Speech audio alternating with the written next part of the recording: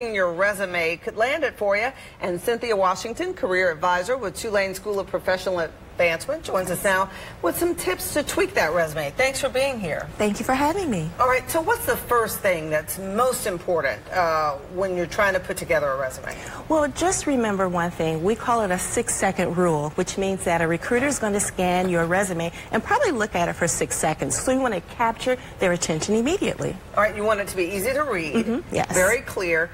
Should your latest accomplishments be first? Your most recent accomplishments should always go first, whether it's your education or your work experience. All right. Absolutely. We were talking earlier, and you said maybe if you've got a lot of work experience, you might want to put something at the top. Correct. Is this going before your name, or is it going? Well, your name and your contact information should always be first, but the next thing, you can provide a professional summary.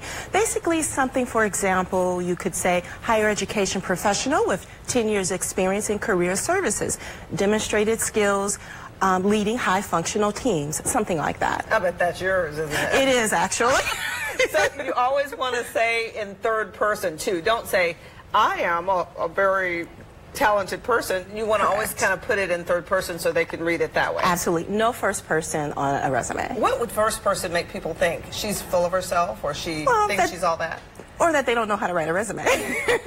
All right, let's take a look at a bad version of a resume. Can you guys see this? What's bad about this resume?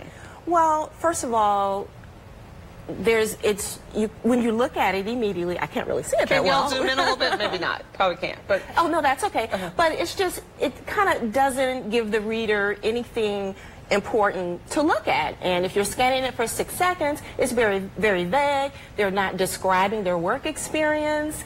So it will probably go into the pile not to read further. Okay, what's a good one?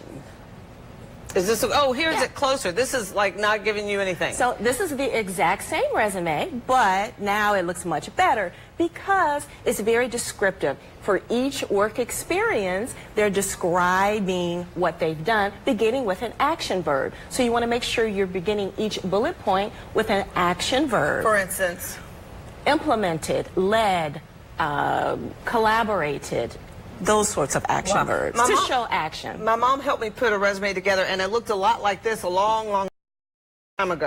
Okay. And I was like, man, that's too much. Nobody cares about all that. And she said, no, it's good to put everything. Absolutely. You do want to exercise brevity, obviously, but you want to have like 3 or 4 bullet points describing your experience, but you want to match it to the job description. That's the key. Action verbs in front of the bullet points. That's a great... Yes. Any other great advice before? What about the kind of paper you use? Is that important?